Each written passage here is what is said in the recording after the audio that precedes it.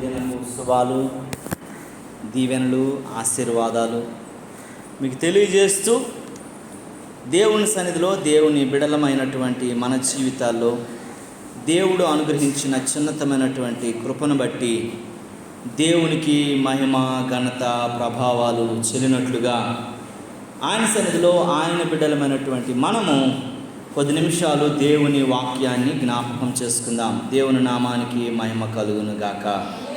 హల్లెలూయా. ఈ సమయమందు మరి దేవుని వాక్యంలోనికి వెళ్దాం ప్రియులారా. బైబిల్ గ్రంథము తెరచినట్లయితే ద్వితీయోపదేశ కాండము 23వ అధ్యాయము 5వ వచనాన్ని జ్ఞాపకం చేసుకుందాము. ద్వితీయోపదేశ కాండము. అయితే నీ దేవుడైన యెహోవా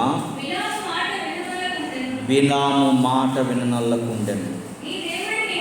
నీ దేవుడైన యెహోవా నిన్ను ప్రేమించును గనుక నీ దేవుడైన యెహోవా నీ నిమిత్తము ఆ శాపమును ఆశీర్వాదముగా చేసెను. నీ దేవుడైన యెహోవా నిన్ను ప్రేమించును గనుక నీ దేవుడైన యెహోవా నీ నిమిత్తము ఆ శాపమును ఆశీర్వాదముగా చేసెను. అందరూ ఒకసారి చెప్పండి. నా దేవుడైన యెహోవా నా నిమిత్తము ఆయన నన్ను ప్రేమిస్తున్నాడు కనుక ఆ శాపమును నా కొరకు ఆశీర్వాదముగా మార్చెను. ప్రియమైనటువంటి దేవుని బిడ్డలారా, కొద్ది నిమిషాలు దేవుడు నా మనసులో పెట్టినటువంటి ఈ మాటలను, దేవుడు నా మనసుకి ఇచ్చినటువంటి ఈ మాటలను మీతో దేవుడు కూడా పంచుకొని మాట్లాడి సంధించాలన్నటువంటి ఆలోచనతో ఈ ఉదయకాల సమయంలో ఈ విషయాలను మనము ధ్యానిస్తూ ఉండగా మనస్సు పెట్టి ఆలకించాలని మీకు ప్రభు పేరట మనవి చేస్తున్నాను. నీ దేవుడైన యెహోవా నిన్ను ప్రేమించుచున్నాడు గనుక నీ దేవుడైన యెహోవా నీ నిమిత్తము ఆ శాపమును ఆశీర్వాదముగా చేసెను. ప్రియమైనటువంటి దేవుని బిడ్డలరా, దేవుడు మనిషి మీద ఉన్నటువంటి శాపాన్ని, కుటుంబం మీద ఉన్నటువంటి శాపాన్ని, పట్టణం మీద ఉన్నటువంటి శాపాన్ని, జీవితం మీద ఉన్నటువంటి శాపాన్ని ఆశీర్వాదముగా చేస్తానన్నటువంటి, మారుస్తానన్నటువంటి వాగ్దానం చేశాడు.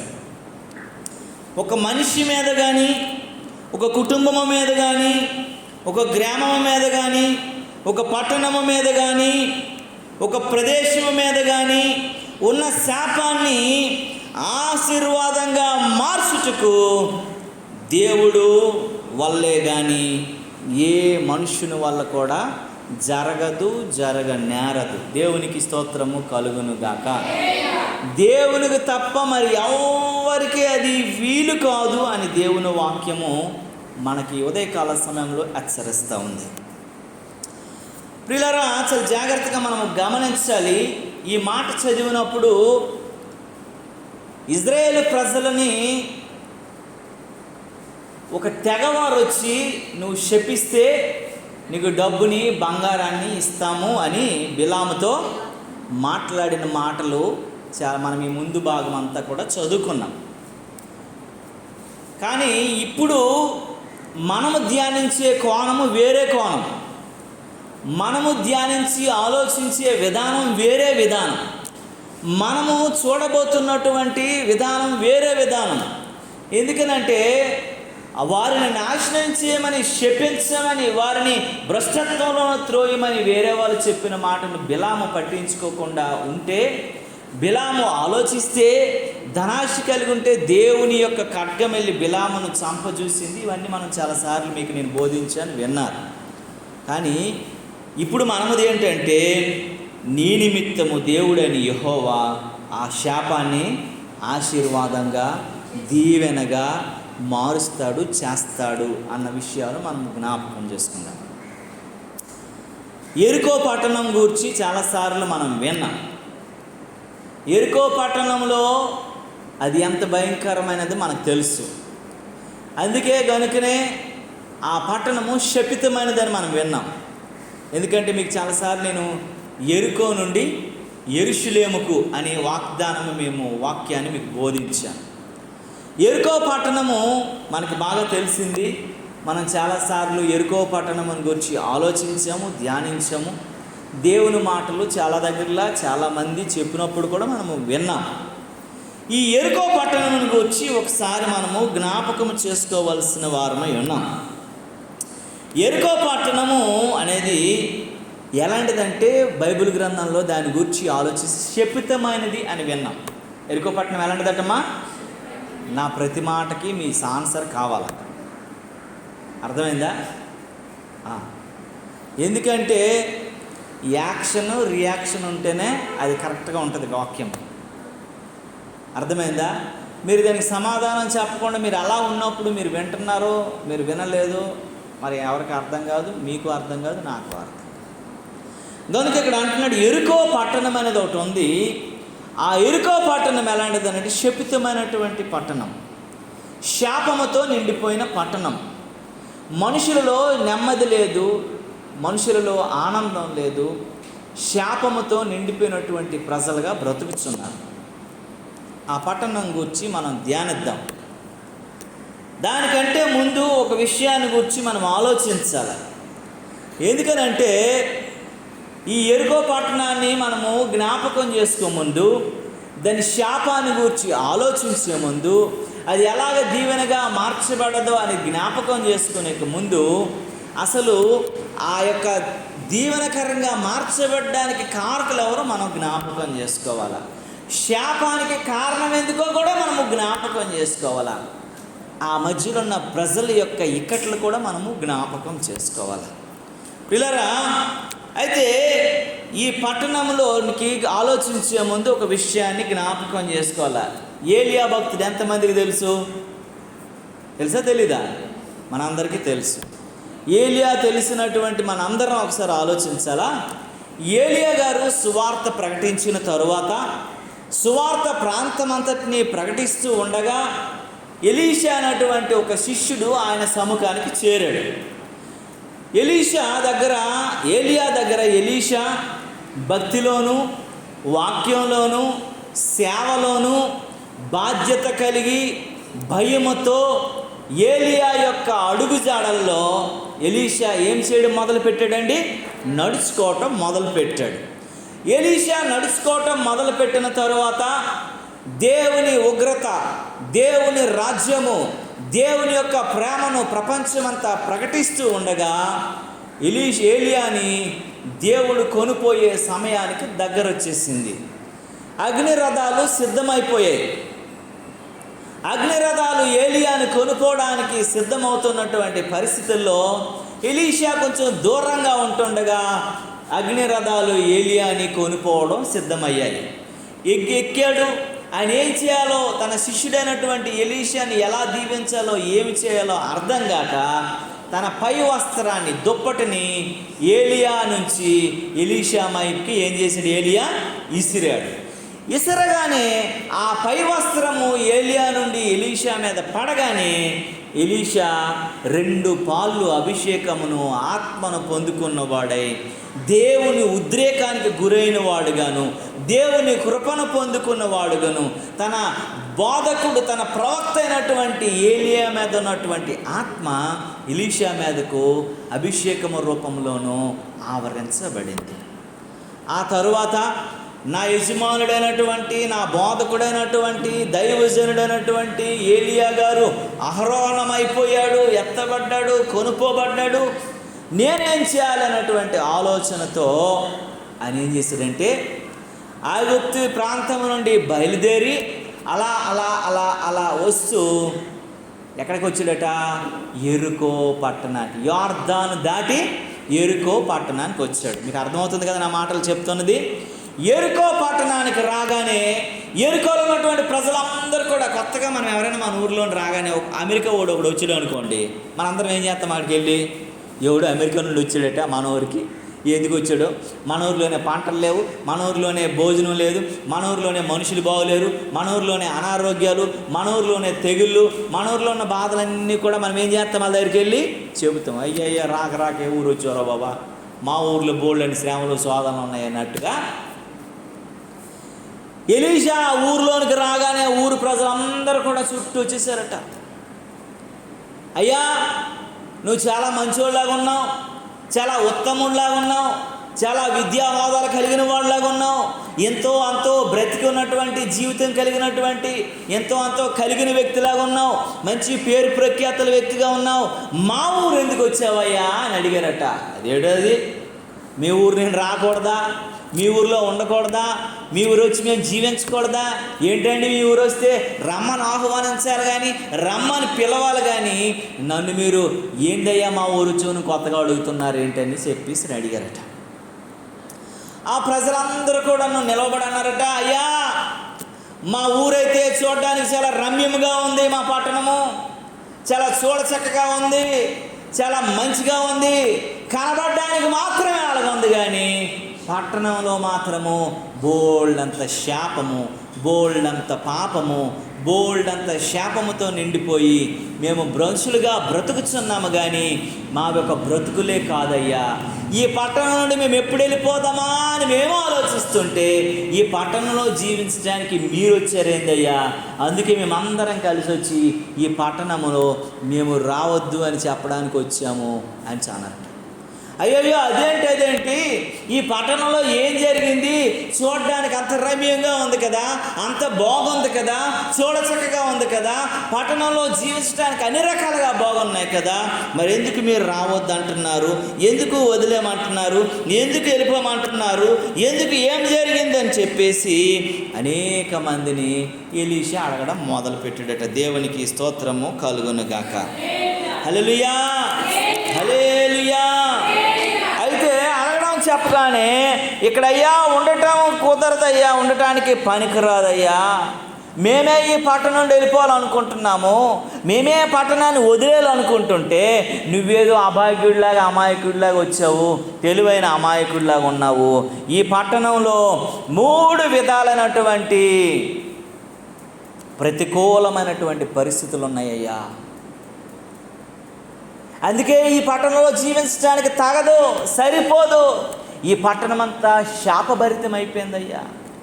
3 విధాలైనటువంటి ప్రతికూలతలో మేము ఎటు వెళ్ళాలో, ఏం చేయాలో, మా బిడ్డలని, మా యొక్క కుటుంబాలని, మా భార్యలని, మా భూముల్ని, మా ఇల్లు వాకల్ని వదిలేసి వెళ్ళటం కుదరక మేము బ్రతుకుతున్నాం, కానీ ఈ ఊర్లో ఉండటానికి అసలు ఎవరిని కూడా మేము సపోర్ట్ చేయము, ప్రపోజ్ చేయము అని చెప్పుకొచ్చారంట. వాళ్ళు ఎవరు చెప్తున్నారు? ఏ ప్రజలు? యెరికో పట్టణపు ప్రజలు. ఎవరితో చెప్తున్నారు? ఎలీషాతో చెప్పాడు. అది ఏంటి ఆ ప్రతికూలాలు, ఏంటి ఆ పరిస్థితులు, ఏంటి అవన్నీ నాకు చెప్పకూడదా? నేను తెలుసుకోవటం మంచిది కాదా? చెప్పడంటే అయ్యా అని అనగానే అందరు కూడా అన్నట్టు తెల్ల మోకాలు వేసుకొని చూస్తున్నారట. అందులో ఒక కురు వృద్ధుడు, చాలా వయస్సు కలిగినటువంటి ఒక పెద్ద ఆయన నిలవబడి, అయ్యా మా పట్టణం చూడడానికి రమ్యంగాను చూడచక్కగాను ఉంది, కానీ మా పట్టణంలో నీరు మంచివి కాదయ్యా అని అన్నాడట. ఏం బాగోలేదు ఆ పట్టణంలో? నీరు మంచిగా లేదట. ఒక మనిషి బ్రతకడానికి ఫస్ట్ కావాల్సింది ఏంటి? గాలి, రెండోది నీరు. మా పట్టణంలో నీరు బాగోలేదయ్యా, ఈ నీరు తాగి ఎవరు కూడా ఆరోగ్యంగా ఉండట్లా, ఎవరు కూడా ఆరోగ్యంగా ఆశీర్వాదకరంగా ఉండట్లా. ఈ నీరు తాగగానే ఏదో ఒక జబ్బు, ఏదో ఒక జ్వరం, ఏదో ఒక శాపం వచ్చేస్తూ ఉంది. మేము ఆ రోగాలతోని, ఆ బాధలతోని అలాగ బ్రతుకుతున్నాం, కానీ మా ఊరు నీరే మంచిది కాదయ్యా అని అన్నాడంట. మరి రెండోది ఏంటంటే, మా ఊర్లో ఉన్నటువంటి భూమి కూడా మంచిది కాదయ్యా, నిస్సారం అయిపోయింది. పోను మంచివో చెడ్డవో నీళ్ళు పోసి మా భూమిని పండించి మేము బ్రతకదామనుకుంటే మా భూమి ఏమైపోయింది? సారం లేదు, నిస్సారం అయిపోయింది అని అన్నారట. మూడోది ఏంటంటే, ఆ నీళ్లు తాగిన ఈ భూమిలో జీవించినటువంటి వారైనా సరే బ్రతకడం కుదరట్లేదయ్యా, జీవించని వారు తక్కువైపోయారు, మరణించి వారు ఎక్కువైపోయారు.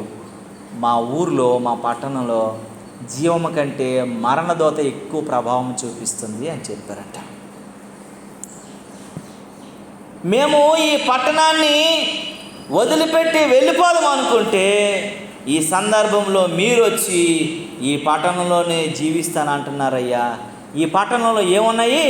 ఒకటోది నీరు మంచిది కాదు, రెండోది నేల మంచిది కాదు, మూడోది జీవం లేదు, మరణమే ఏలుబడి చేస్తుంది అని చెప్పారట. ఒకసారి చదవదాం ఆ మాటలు. ఈ రాజుల 2వ గ్రంథం, బైబిల్ అందరు తెరవండి, చూడండి పిల్లారా. రాజుల 2వ గ్రంథము 2వ అధ్యాయము, రాజుల 2వ గ్రంథము 2వ అధ్యాయము చూడండి పిల్లరా. 2వ గ్రంథము 2వ అధ్యాయము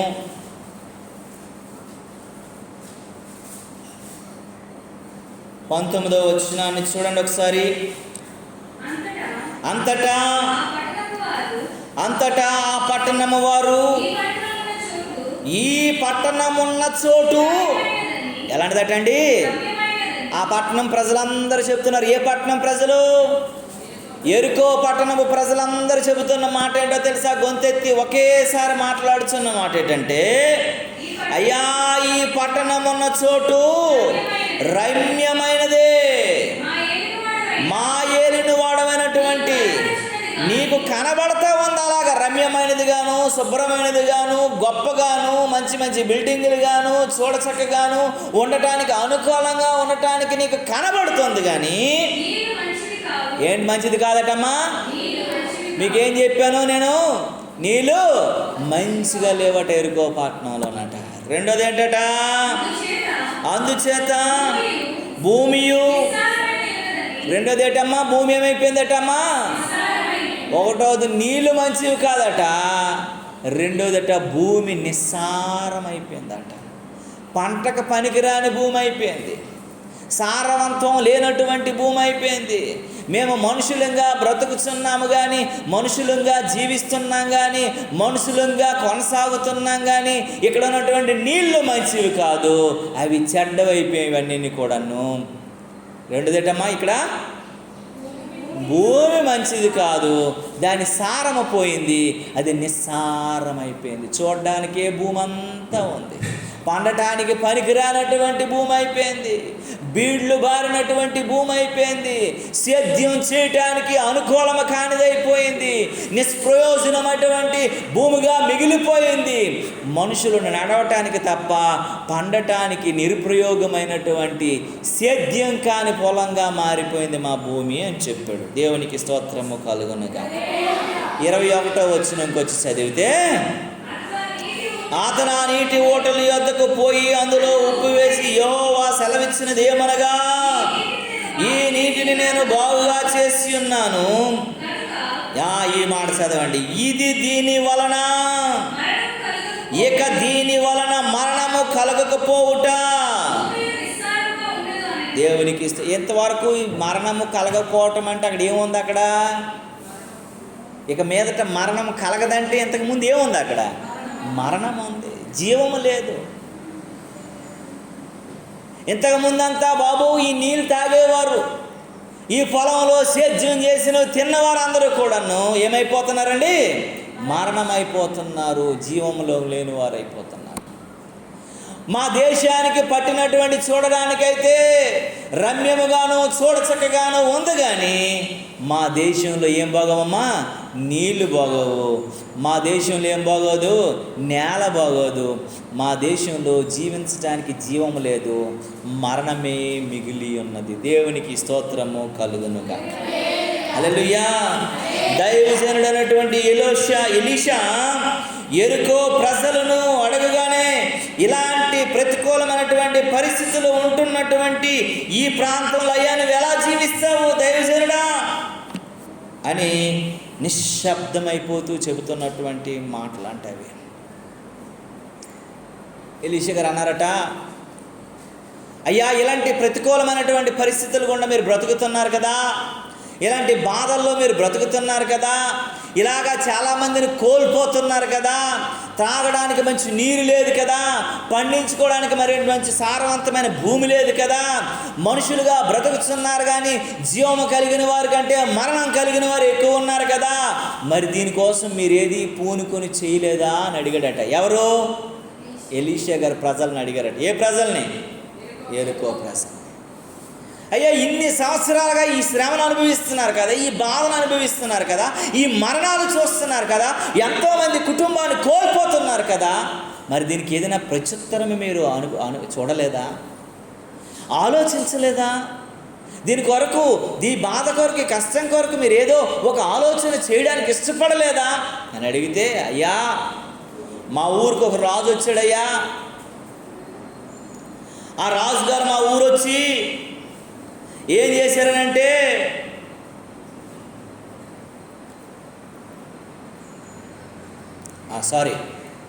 అయ్యా ఈ శాపం ఎందుకు కలిగింది, ఇది ఎందుకు ఇలా అయింది, ఈ ప్రజలారా ఎందుకు ఈ శాపం మీ దేశం మీదకి వచ్చింది, మీ ప్రాంతం మీదకి వచ్చింది అని ఎవరు అడిగారటండి?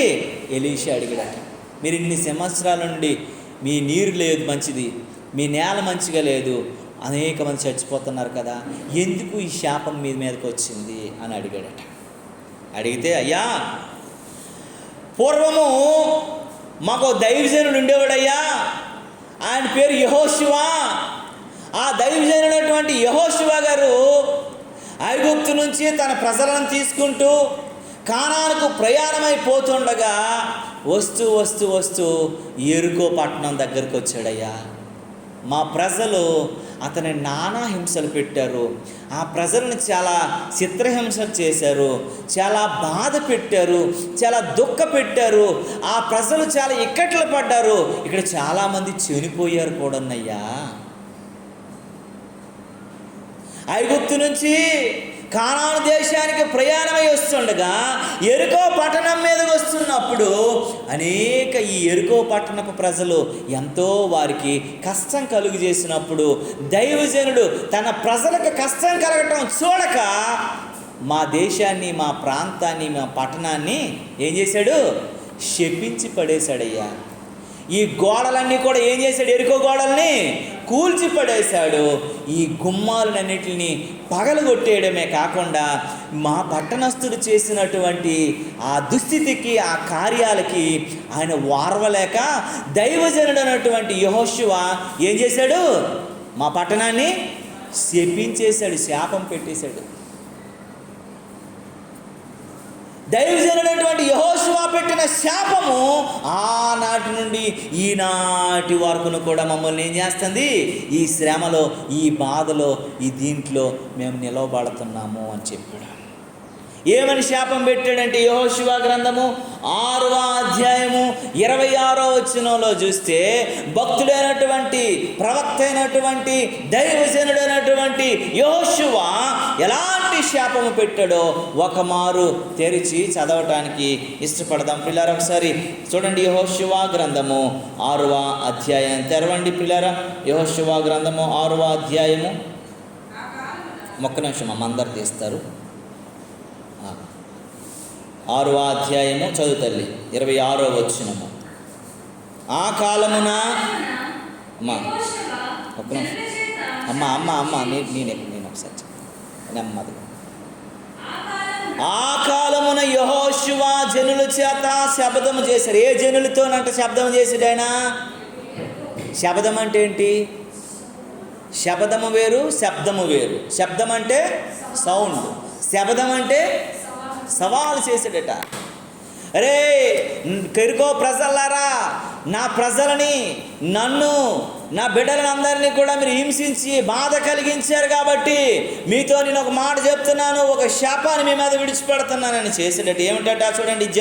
యెహోషువ జనుల చేత ఒక శబ్దము చేయించి వారికి ఇలాగ ఆజ్ఞాపించెను, ఎవడు యెరికో పట్టణమును కట్టించబూనుకొనెను వాడు యెహోవా దృష్టికి శాపగ్రస్తుడు. వాడు దాని పునాది వేయగా దాని జ్యేష్ఠ కుమారుడు చచ్చెను. దాని తలుపులు నిలువనెత్తగా వాని కనిష్ట పుత్రుడు చచ్చెను. చూసారా ఎలా శాపం పెట్టాడో తెలుసా అండి? ఎరుకో గోడలన్నీ కూడా ఏం చేశారట?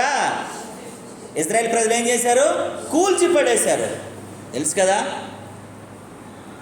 ఎరుకో గోడలు ఎదురున్నా ఎర్ర సముద్రము ఎందున్నా అని మనం అంటాం కదా, పాడతాం కదా. అద్భుత దేవుడు మనకుండగా భయమేలా, యుద్ధమో యెహోవాదే, యుద్ధమో యెహోవా. ఐగుప్తు నుంచి కానాను దేశానికి తన ప్రజలను తోడుకొని వస్తున్నటువంటి సమయంలో ఆ యెరికో పట్టణానికి రాగానే దేవుని ప్రజలైనబడినటువంటి యూదులందరినీ కూడా వాళ్ళు హింసించడం మొదలుపెట్టి బాధ పెట్టడం ఎవరు చూడలేకపోయాడండి? యెహోషువ చూడలేక యెరికో పట్టణపు గోడలని గవిడులని పగడగొట్టేసి ఆ ప్రాంతాన్ని అంతటిని ఏం చేసాడటండి? శపించి పడేశాడట.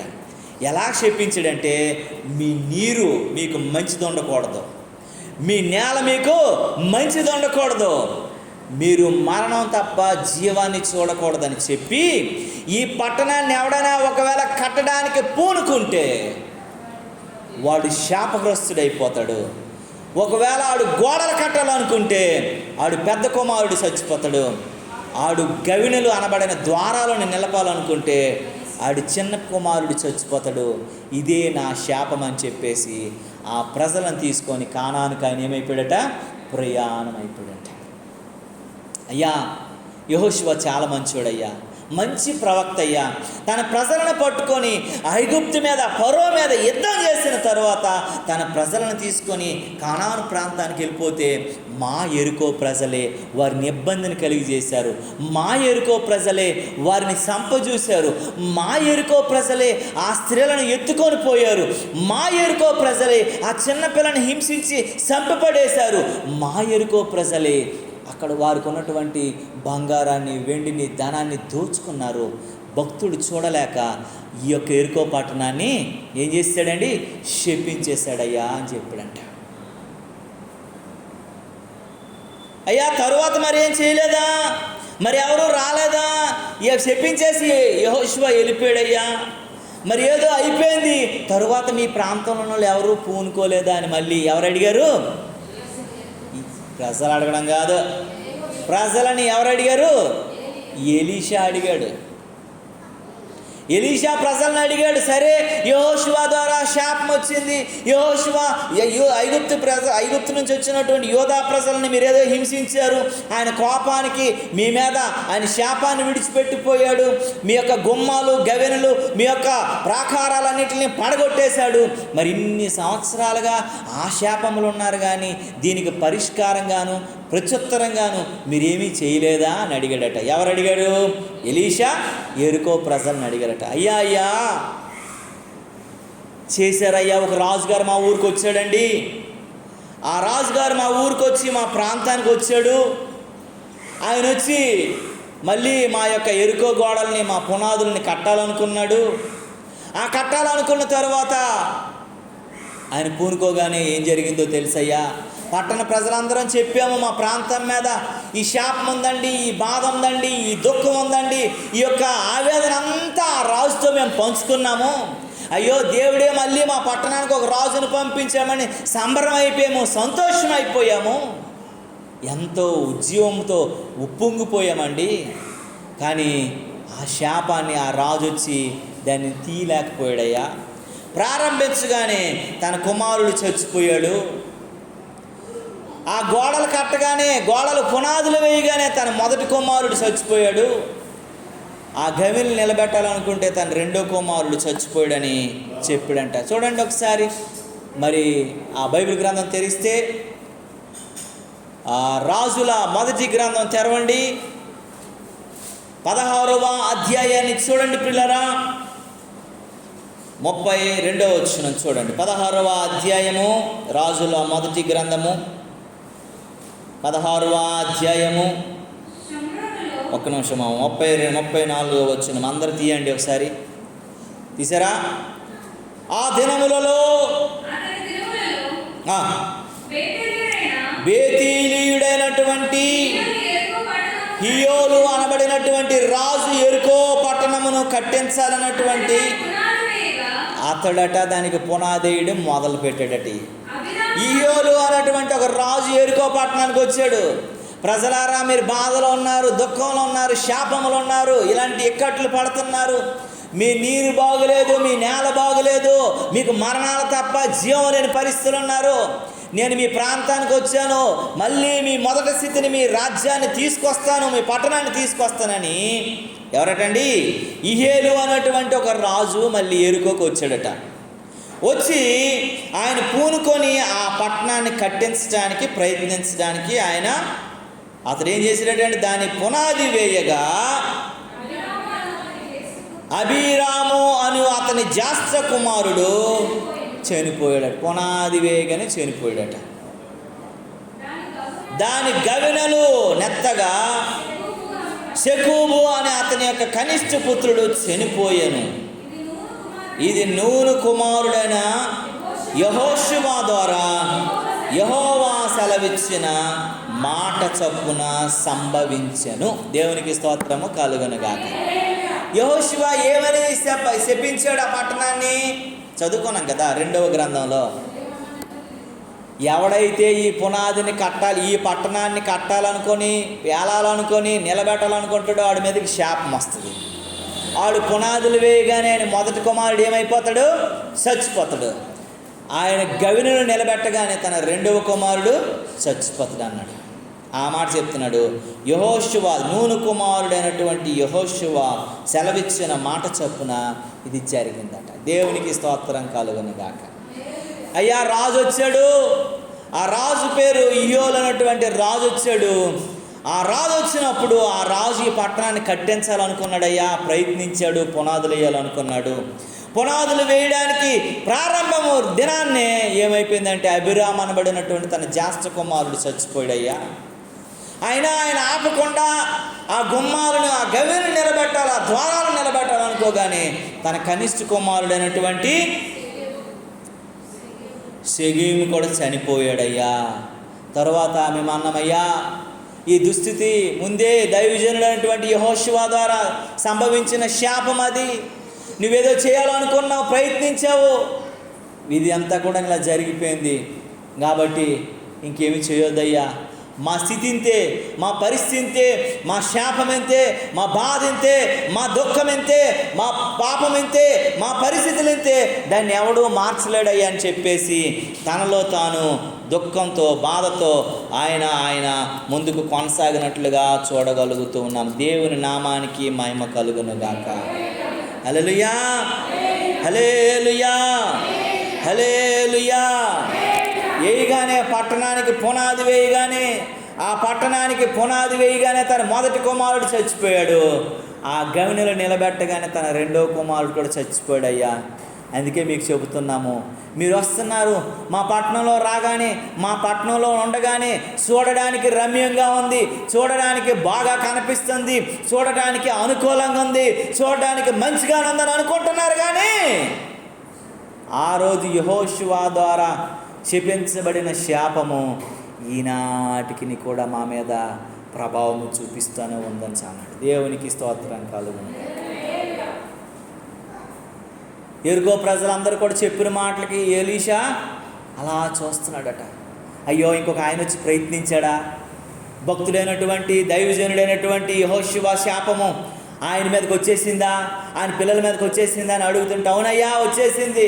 కాబట్టి మీరేదో మంచి వారిలాగా ఉన్నారు, కొంచెం కలిగిన వారిలాగా ఉన్నారు, కొంచెం ఉన్నతమైన వారిలాగా ఉన్నారు, కొంచెం భక్తి పరులాగా ఉన్నాడు.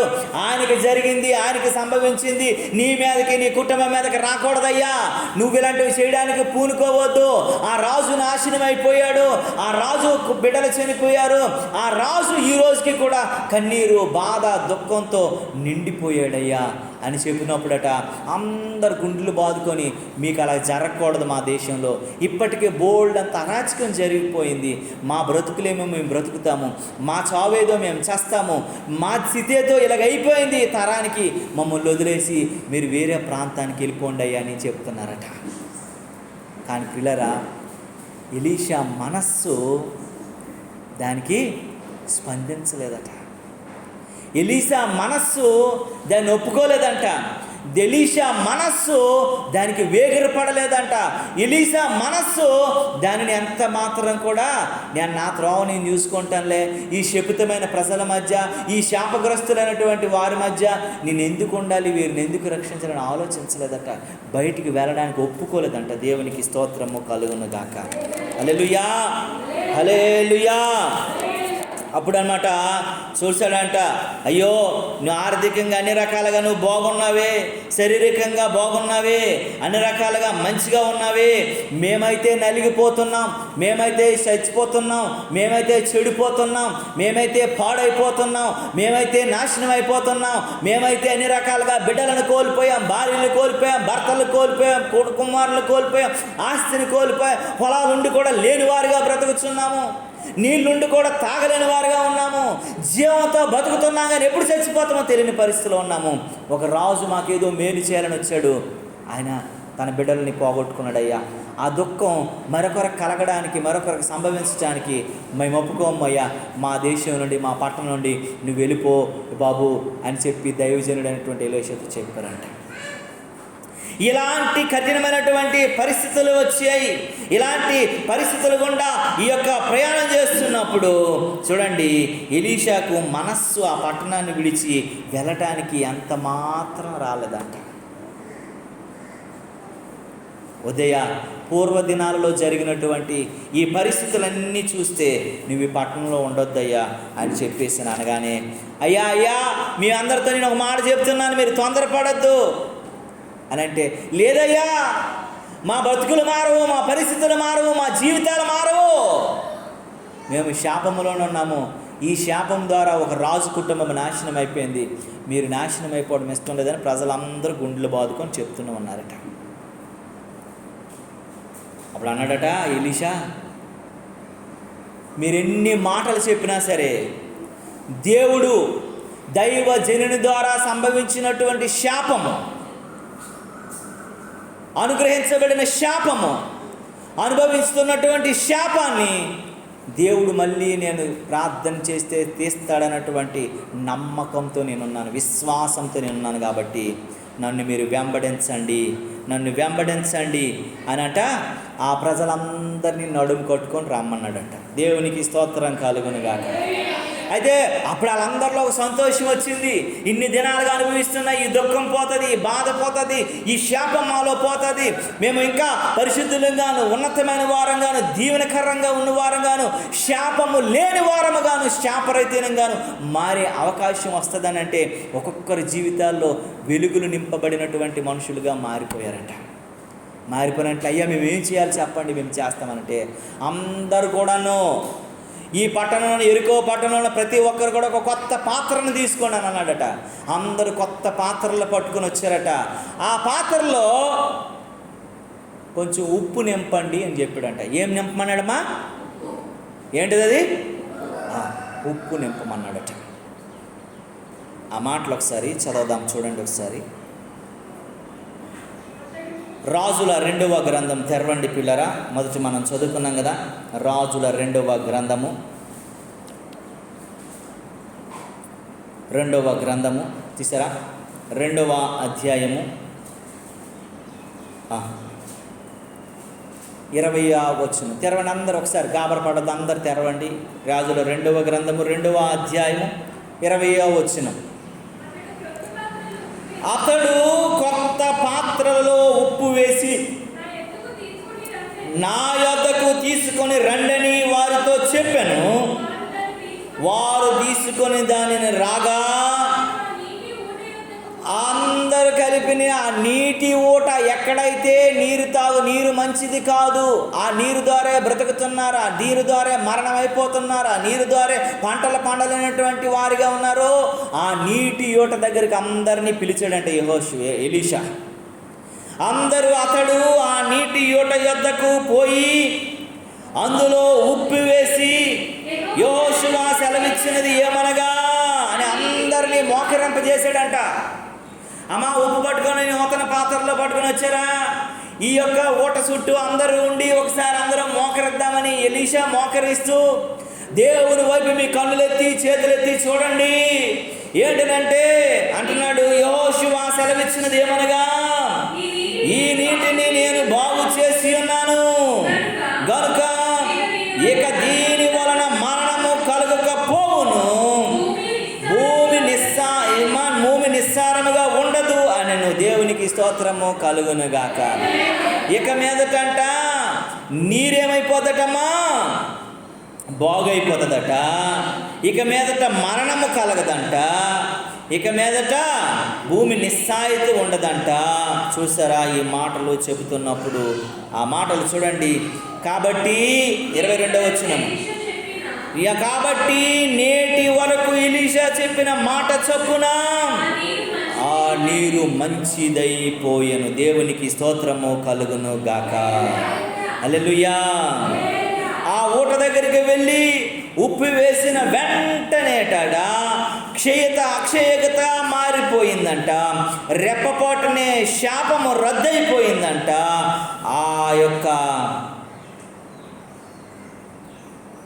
పట్టణాన్ని ప్రేమించి శాపాన్ని రద్దు చేసి ఆశీర్వాదంగా మార్చేశాడంట దేవుడు. దేవునికి స్తోత్రము కలుగునుగా. ఇప్పుడు పరిస్థితి ఏంటో తెలుసా అండి? చెడు నీరు ఏమైపోయిందటండి? మంచిగా మారిపోయింది. నిస్సారమైనటువంటి భూమి ఏమైపోయిందండి? సారవంతంగా మారిపోయింది. మరణం ఏమైపోయిందండి? జీవం అయిపోయింది. మనందరికీ యేసన్న గారు ఒక పాట రాశారు. మనందరికీ తెలిసిన పాటే, మనం చాలాసార్లు అది పాడుకున్నాం. ఊరు మంచిదే గాని, 53వ పాట అది. ఊటలన్నీ చెడిపోయేనే. అందరికి వచ్చా? ఇది వచ్చా చాలామందికి? ఊరు మంచిదే గాని ఊటలన్నీ చెడిపోయేనే, ఉప్పు వేసిన వెంటనే ఊటయాక్షత నానొందెను. ఉప్పు వేసిన వెంటనే ఊటక్షయతానొందెను. ఊహలు నాదు ఊటలు నా యేసు రాజా నీలోనే ఉన్నవి. ఓవకందనివే నీదు ఆశ్చర్య క్రియలు. అది ఊరు మంచిదే కానీ ఊటలు ఏమైపోయాటండి? పాడైపోయాయి. ఉప్పు వేయగానే నిస్సాయిత స్థితిలో ఉన్నవి అక్షయ స్థితిలోకి వచ్చేసాయంట. యేసన్న గారు ఆ మాట మీద, ఆ యొక్క సన్నివేశం మీద రాసినటువంటి పాట. అక్కడేమనుంది? ఊరు మంచిదే కానీ ఊటలన్నీ ఏమైపోయాటమ్మా? చెడిపోయాయంట. అలాగే ఉంది అక్కడ. ఊటలన్నీ చెడిపోయాయంట. ఉప్పు వేసిన వెంటనే ఊట అక్షయత నొందిపోయిందంట. ఈరోజు నీవు నేను మనము చాలా జాగ్రత్తగా యెరికో మీద ఉన్నటువంటి శాపము, యెహోషువ కాలము నాటి శాపము విమోచించబడి ఈ రోజంట వారికి ఏలియా ద్వారా వారికి విమోచన దొరికింది. దేవుని నామానికి మహిమ కలుగును గాక. హల్లెలూయా, హల్లెలూయా, హల్లెలూయా. నీవు నేను మనము చాలా జాగ్రత్తగా గమనించాలి, ఆలోచించాలి ప్రియులారా. దేవుని వాక్యం చెబుతుంది, దేవుడు మాట్లాడుతున్నాడు, దేవుడు సెలవిస్తున్నటువంటి సంగతులను మనము జ్ఞాపకం చేసుకోగలగాలి. దేవుడు ఏమని చెబుతున్నాడో మనం విన్నాం. ద్వితీయోపదేశకాండాలు అంటాడు, నీ దేవుడైన యెహోవా నిన్ను ప్రేమించుచున్నాడు గనుక నీ దేవుడైన యెహోవా నీ నిమిత్తము ఆ శాపమును ఆశీర్వాదముగా చేస్తాడంట. నిన్ను దేవుడు ప్రేమిస్తున్నాడు కాబట్టి. అయితే నువ్వేం చేయాలి? వాళ్ళు ఉప్పేశారు కదా, మరి నువ్వేం చేయాలి? నీ శాపాన్ని దేవుడు తొలగించాలంటే, నీ యొక్క దుస్థితిని తొలగించాలంటే, నీ కుటుంబం మీద ఉన్నటువంటి పాపాన్ని తొలగించాలంటే, నీ కుటుంబం మీద నీ మీద ఉన్నటువంటి అపరాధాన్ని తొలగించాలంటే, ఎప్పటి నుండో పోవున్నటువంటి శాపానికి విడుదల కలగాలనుకుంటే నువ్వేం చేయాలనేది మనం ఆలోచించాలి. దేవునికి స్తోత్రము కలుగును గాక. యెరికో మీద ఉన్నటువంటి శాపాన్ని, యెహోషువ శపించినటువంటి శాపాన్ని ఎలీషా అనబడినటువంటి భక్తుడు ఏం చేశాడండి? ఉప్పు వేసి దాని మీద ఉన్నటువంటి శాపాన్ని తొలగించాడు. పాడైపోయినటువంటి చెడ్డదైనటువంటి నీరుని మంచి ఊటగా మార్చాడు. నిస్సారవంతమైనటువంటి భూమిని సారవంతమైనటువంటి భూమిగా మార్చాడు. ఎప్పుడూ మరణాలే చూస్తున్న వారికి మరణము లేక జీవాన్ని కలిగించాడు. మరి నీ జీవితంలో ఎన్నో ఆర్థిక సమస్యలు, ఎన్నో ఆరోగ్య సమస్యలు, ఎన్నో ఇబ్బందులు, ఎన్నో కష్టాలు, ఎన్నో అనేక రకాలైనటువంటి బాధలు, వాటి నుంచి నీకు విడుదల లేదు, విముక్తి లేదు. ఎప్పుడు కష్టమే, ఎప్పుడు శ్రమే, ఎప్పుడు బాధే, ఎప్పుడు ఇబ్బంది, ఎప్పుడు సంతోషం లేదు, ఎప్పుడు నవ్వు లేదు, ఎప్పుడు దుఃఖం కలిగినటువంటి జీవితాన్ని అనుభవిస్తున్న నీకు కూడా విడుదల కలగాలంటే నీవేం చేయాలో ఒక 2 మాటలు చెప్పి నేను ముగిస్తాను. దేవునికి స్తోత్రము కలుగునుగాక.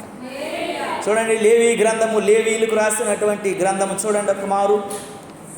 లేవి గ్రంథము త్వరగా నేను ముగిస్తాను పిల్లరా. లేవి గ్రంథము చూడండి, లేవి కాండము 2వ అధ్యాయం 13 వచనాన్ని చదవండి పిల్లరా. లేవి కాండము 2వ అధ్యాయం 13 వచనము, నీవు అర్పించు ప్రతి నైవేద్యమునకు ఉప్పు చేర్చవలను. ఏం చేర్చాలటమ్మా? నీవు అర్పించు ప్రతి నైవేద్యమునకు ఏం చేర్చాలటమ్మా? ఉప్పు చేర్చాలంట. ఎందుకనంటే ఉప్పులో ఉన్నటువంటి గుణాలు కొన్ని ఉన్నాయి. ఉప్పు అంట ఫస్ట్ ఏమైపోద్దమ్మా? కరిగిపోద్దంట. రెండోది ఏమైపోద్దటమ్మా? కలిసిపోద్దంట. ఉప్పు ఇంకోటి ఏమవుతుందో తెలుసా? రుచినిస్తుందంట. ఉప్పు ఇంకోటి ఏంటో తెలుసా? దాని స్థితిని మారుస్తుందంట. అదిగా ప్రతిదానికి ఏం చేర్చాలటమ్మా? నీ నైవేద్యానికి ఉప్పును చేర్చాలా. అలాగని చెప్పేసి మనిషి 4-5 ప్యాకెట్లు కొనుక్కొని వెళ్ళిపోగలరు ఇంటికి. ఉప్పు చేర్చమన్నారు కదండి, ప్రతి దాంట్లో కొంచెం కొంచెం ఉప్పు వేసుకొని వెళ్ళిపోగలరు. ఆ ఉప్పు కాదు ఇక్కడ చెప్తున్నది. అడంటాడు చూడండి, నీ దేవుని నిబంధన యొక్క ఉప్పు నీ నైవేద్యము మీద ఉండవలసిన నీ అర్పణలన్నింటిలోనూ ఉప్పుని అమర్పవలను, అర్పించవలను. దేవునికి స్తోత్రము కలుగును. అది నిబంధన ఉప్పు. అంటే మొట్టమొదటి నీకు నిబంధన ఉండాలి. దేవునితో ఒక నిబంధన కలిగిన ఉండాలా. నువ్వు మనుషులతో నిబంధన కాదు, నీకు వస్తువులతో నిబంధన కాదు. నీ శ్రమకు కారణము, నీ బాధకు కారణము, నీ కష్టానికి కారణము, నీ అనారోగ్యానికి కారణము, నీ ఆర్థిక ఇబ్బందులకు కారణము, నీ సమస్యలకు కారణము, నీ వెతకలేకపోవడానికి కారణము, నీ పరిస్థితులకు కారణం ఏంటో తెలుసా? నువ్వు దేవునితో ఒక నిబంధన కలిగి లేవు. దేవుని నిబంధన నుంచి నువ్వు పక్కకి వెళ్ళిపోయి నువ్వు ప్రయత్నాలు కూడా ప్రయాణం చేస్తున్నావు తప్ప దేవునితో ఒక నిబంధన కలిగి లేని వ్యక్తిగా ఉన్నావు. దేవునికి స్తోత్రం కలుగునుగాక. ఆకాశానికి భూమికి ఒక నిబంధన ఉంది. ఏంటో తెలుసు? అది ఏమంటారు దాన్ని? ఇంద్రధనస్సు. బైబిల్లో రాసి ఉంది అది. నేను ఒక నిబంధన చేశాను, ఎప్పుడైతే ఇంద్రధనస్సు వస్తుందో అప్పుడే ఏమవుతుంది? ఆదికాండంలో ఉంటుంది ఆ మాట. దేవుడు ఒక నిబంధన, అది భూమికి ఆకాశానికి ఒక నిబంధన.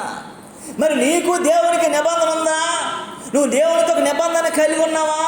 ఒక నిబంధన జీవితం కలిగి నువ్వు జీవిస్తున్నావా?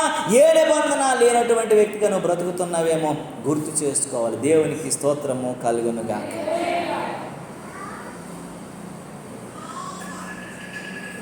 ఏ నిబంధన లేని వ్యక్తిగా బ్రతికేస్తున్నావేమో. మందిరానికి వస్తున్నాం, కూర్చుంటున్నాం, ప్రార్థనలో ఉన్నాం, ఇంటికి వెళ్ళిపోతున్నాం, మన బ్రతుకులు అలాగే ఉన్నాయేమో. ఒక నిబంధన లేకపోతే నువ్వెన్ని చేసినా వేస్ట్. నీవు నిబంధన అనేటువంటి ఉప్పులాగా నువ్వు మారాలి. నిబంధన కలిగినటువంటి ఒక ఉప్పు లాంటి స్థితిగతులలోకి నువ్వు రావాలి. వాళ్ళు వేసినది సాధారణమైన ఉప్పే, కానీ నీవు ప్రతి దాంట్లో కూడా నిబంధన అనబడినటువంటి ఉప్పును చేర్చే వ్యక్తిగా ఉండాలి. ఇక్కడ అంటాడు, నీవు దేవుని నిబంధన యొక్క ఉప్పుని నీ నైవేద్యము మీద ఉండవలనని నీ అర్పణలన్నిటితోనూ ఉప్పుని అర్పించవలను. నీ నిబంధనలో ఉప్పు ఉండాలంట. నీ నిబంధన ఉప్పు లాంటి సారం కలిగింది ఉండాలంట. నీ నిబంధన కలిసిపోగలిగిన వ్యక్తిగా ఉండాలంట. నీ నిబంధన మిళితమైపోగలిగే వ్యక్తిగా ఉండాలంట. నీ నిబంధన రుచి కలిగినదిగా ఉండాలి తప్ప, శుచి కలిగినదిగా ఉండాలి తప్ప, క్రోధము కక్ష కలిగినది ఉండకూడదని దేవుని వాక్యం చెప్తుంది. దేవునికి స్తోత్రము కలుగును గాక. నీ జీవితంలో నువ్వు నిబంధన కలిగి ఉండాలి. రెండో మాట ఒక మాట చెప్పి నేను ముగిస్తాను ప్రియులారా. చూడండి, 3 మాటలు చెప్దాం అనుకోను కానీ మీకు సమయం లేదని. చూడండి, నిర్గమాకాండము 30వ అధ్యాయము. చూడండి, నిర్గమాకాండము 30వ అధ్యాయం. నిర్గమాకాండం 30వ అధ్యాయం పక్కన ఉంటుంది. నిర్గమాకాండం దాని పైనే, లేవికాండం పైనే 30వ అధ్యాయం తెరవండి త్వరగా. తెలిసారా? 35వ వచనాన్ని చదవండి. వాటితో ధూపద్రవ్యములను చేయవలను, అది సుగంధ ద్రవ్య మేలునకును పనికొచ్చిన పని చొప్పున కలపబడి ఉప్పిగలది అయి స్వచ్ఛమైనదియు పరిశుద్ధమైనది అయినను సుగంధ ధూప సంబరము. దేవునికి స్తోత్రము కలుగునుగాక. సుగంధ ధూపద్రవ్యము, ధూప సంబారము, ఈ 2 కలవాలట. నీ ధూపద్రవ్యాన్ని నువ్వు వేసేటువంటి ధూప సంబారంతో కలవాలంట. అది ఎప్పుడైతే కలుస్తుందో, ఎప్పుడైతే మిళితమవుతుందో, అప్పుడు ఏం కలుగుతుందట? నువ్వు పరిశుద్ధతలోనికి రాగలుగుతావంట. దేవునికి స్తోత్రము కలుగునగా. ఆవకాయ చెడిపోకూడదంటే ఏమేస్తారు అందులోని? ఉప్పు వేస్తారా లేదా? ఉప్పు ఎక్కువగా ఉంటుందా లేదా? మాంసము నిల్వ చేయాలంటే ఏం చేస్తారు? ఉప్పు ఎక్కువ వేస్తారు. మనిషి చచ్చిపోయిన తర్వాత కూడాను అది కుళ్ళిపోకుండా, ఏదైపోకుండా త్వరగా ఇదైపోవాలంటే ఏమేస్తారు? ఉప్పు వేస్తారు. ఏదైనా నిల్వ చేయాలనుకుంటే ఏమేస్తారు? ఉప్పులో నిల్వ పెడతారు దాన్ని. ఉప్పు ఊరగాయ అని అంటారు చాలాసార్లు. మా ఊరు సైడ్ చింతపండు ఎక్కువగా నిలవబెట్టాలంటే పిక్కలు తీసిన తర్వాత దాన్ని ఏం చేస్తారు? ఉప్పు పెట్టేసి ఇంత తొండలు పెట్టేసి ఎండలో పెట్టి పెట్టి పెట్టి సంవత్సరం అంతా వాడతారు. ఈ మామిడికాయల కాలం వచ్చిందనుకో, దానికి అన్ని తొక్కలు తీసేసి ముక్కలన్నీ కట్ చేసి దానికి ఉప్పేసి దాన్ని ఎండబెట్టి ఆ ముక్కలన్నీ కూడాను వర్షాకాలంలో ఏం చేస్తారో పులుసులా చేసుకొని వండుకొని తింటారు. ఉప్పు ప్రతిదానికి కూడా ఎక్కువగా కాపాడుతుంది. ఈరోజు ధూపద్రవ్యమునకును ధూప సంబారానికి మధ్యలో నీవు ఆ 2 కలవాలనుకుంటట పరిశుద్ధత అనేది కావాలంట. ఇక్కడ అంటే చూడండి, వారితో ధూపద్రవ్యమును చేయవలనని అది సుగంధ ద్రవ్యమునకును పని చొప్పున కలవబడి ఉప్పు గలదై స్వచ్ఛమైనదై పరిశుద్ధమైనదై సుగంధ ధూప సంబారం. పరిశుద్ధత రావాలనుకుంటే నీకు ధూపద్రవ్యానికి ధూప సంబారానికి కల్యక జరగాలి. దేవునికి నీకు ఉన్నటువంటి ఆయన పరిశుద్ధుడు కనుక నీవు కూడా పరిశుద్ధురాలుగా మారాలి, పరిశుద్ధుడిగా మారాలి. ఎవరు పరలోక రాజ్యంలో ఉంటారట? పరిశుద్ధత లేకుండా ఎవడు కూడా ప్రభువుని చూడలేడు. ఇంకొక మాట ఏముంది? ఎవరు చూస్తారు దేవుణ్ణి? హృదయ శుద్ధి గల వారు ధన్యులు, వారు దేవుణ్ణి చూస్తారు. ఈ పరిశుద్ధత లేకపోతే నువ్వేమి చేయలేవు, ఏమి చూడలేవని దేవుని వాక్యం చెప్తుంది. దేవుని మాటలు ఎలా చెప్తుంది, ఇలా తెలియజేస్తుంది. కనుక మనము ఆ పరిశుద్ధతలోనికి రావాలంటే ధూపద్రవ్యాన్ని ధూప సంభారమును ఐక్యపరిచేవారు. మొట్టమొదట దేవుని నిబంధనలో ఉండాలి. రెండోది దేవుని యొక్క పరిశుద్ధతలోనికి నువ్వు రావాలంట. అప్పుడే నీలోన్న శాపం, నీలోన్న పాపం, నీలోన్న అన్నీ పోతాయని దేవుడు. చివరిగా ఒక మాట చూసినట్లయితే అంటాడు, ఒక మాట ఏంటో తెలుసా? మార్క్స్ వార్త 9వ అధ్యాయము 50వ వచనంలో ఒక మాట ఉంటుంది. మార్క్స్ వార్త 9వ అధ్యాయము 50వ వచనంలో ఏముంటుందో తెలుసండి? ఒక ఒక మాట చూడండి పిల్లల, మార్కు సువార్త 9:50. ఉప్పు మంచిదే కానీ నిస్సారమైన ఎడల దేని వలన మీరు దానికి సారము కలుగు చేతురు? మీరు ఉప్పు సారము గలవారయ్యుండి ఒకరితోనొకరు దేవునికి స్తోత్రం కలుగునుగాక. మొట్టమొదటి ఏముండాలట? దేవునితో మనము నిబంధన కలిగి ఉండాలా. రెండోది పరిశుద్ధత కలిగి ఉండాలా. మూడోది ఒకరితో ఒకరు సమాధానం కలిగి ఉండాలి. మీరు ఉప్పు లాంటి వారు, ఏది చేసినా అది నిల్వ ఉండడానికి, శాపం పోవడానికి, పాపం పోవడానికి అన్నీ బాగుంటాయి. కానీ సమాధానం లేకపోతే సమాధాన పడువారు ధన్యులు. అది నువ్వు సమాధాన పడకపోతే నువ్వు దెయ్యం కుమారుడివి, దెయ్యం కుమార్తెవి. నీకు సమాధానం లేదంటే నువ్వు దెయ్యపు సంబంధురాలువి, దెయ్యపు సంబంధుడు. సమాధాన పడువారు ధన్యులు, వారు దేవుని కుమారుడు. నువ్వు దేవుని కుమారుడిగా, దేవుని కుమార్తెగా మారాలనుకుంటే నీళ్ళు ఏముండాలటమ్మా? సమాధానం. అంటాడు ఉప్పు మంచిదే కానీ ఉప్పు ఏమైపోకూడదట అండి? నిస్సారం అయిపోకూడదు. అది సారము పోకుండా నువ్వు చూసుకోవాలి. దానికి సమాధానం కలిగిన వ్యక్తులుగా ఉండాలి. ఉప్పు ఎందులో వేసిన ఏమైపోద్దండి? వెంటనే గంజనంలో వేసినా పాపం కరిగిపోద్ది, కూరలో వేసినా కరిగిపోద్ది, చారులో వేసినా కరిగిపోద్ది, నూనె తేలిపోద్ది. కానీ ఉప్పు మాత్రం కలిసిపోతుంది. ఎందులో అయినా మిళితమైపోద్ది, ఎందులో అయినా సరే ఇదైపోతుంది, ఇందులోనే జీమిడిపోతుంది. సమాధానం కలిగి ఉంటుంది. కొన్ని ఎంత శుభ్రమైనది, ఎంత రుచికరమైనది వండినా సరే ఆ ఉప్పు పడకపోతే అక్కడ ఉప్పే లేదమ్మ కూరలు అంట. ఫస్ట్ నువ్వు కారం అనవు, మసాలా అనవు, నూనె అనవు, ఏమనవు, ఫస్ట్ వాడే మాట ఏంటి? ఉప్పు లేదండి బాబు కూరలు అను. ఉప్పు లేకపోతే నీ సమాధానమే పోతుంది. ఆ ఉప్పు కలిపారట్రా బాబు అని అనుకున్నా, ఇప్పుడు బాగుంది, చాలా బాగుంది, మంచి రుచి ఇచ్చింది. కొంచెం ఉప్పు వేయమా, కొంచెం రుచి వస్తుంది, ఎందుకంటే సమాధానం కలుగుతుంది, హాయ్ అనిపిస్తుంది.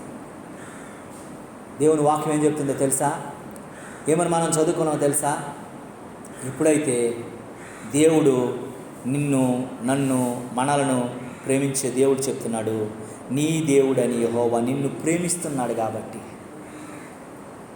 నీ దేవుడైన యెహోవా నీ నిమిత్తము ఆ శాపమును నీకు ఆశీర్వాదంగా చేయాలనుకుంటే నీలో మొట్టమొదటి దేవునితో ఒక మంచి నిబంధన కలిగి ఉండాలి. నువ్వు దేవునితో మంచి పరిశుద్ధ అనుభవం కలిగి ఉండాలి. నువ్వు విశ్వాసులతో, దేవునితోనూ సమాధానం కలిగి ఉండాలి. అది లేకపోతే నువ్వు శాపగానే బతికిపోతావు, శాపగానే చచ్చిపోతావు.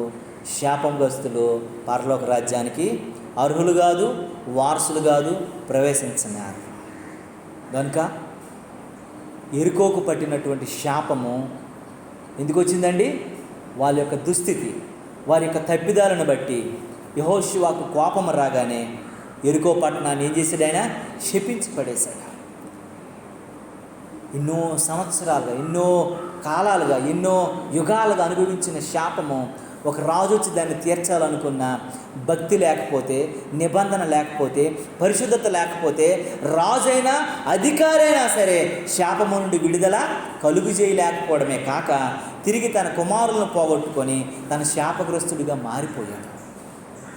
మూడవదిగా మళ్ళీ దేవునితో సంబంధం కలిగినటువంటి, దేవునితో ఔన్నత్యం కలిగినటువంటి పరిశుద్ధ దైవజనుడు వచ్చినటువంటి ఎలీషా ద్వారా ఆ దేశానికి పట్టినటువంటి శాపము, పాపము అంతా కూడా విడుదల కలుగు చేసింది. దానికి కారణం ఏంటో తెలుసా? నిబంధన కలిగి పరిశుద్ధుడైనటువంటి, సమాధానం కలిగినటువంటి యెహోషువ ద్వారా సంభవించిన శాపము మళ్ళీ అదే నిబంధన కలిగి, అదే పరిశుద్ధత కలిగి, అదే సమాధానం కలిగినటువంటి ఎలీషా ద్వారా విడుదల కలిగింది. మధ్యలో ఏ గొప్ప వ్యక్తి వచ్చినా, ఏ రాజు వచ్చినా, ఏ అధికారి వచ్చినా ప్రయత్నించాడు, ఫెయిల్ అయిపోయాడు తప్ప విజయాన్ని సాధించలేకపోయాడు.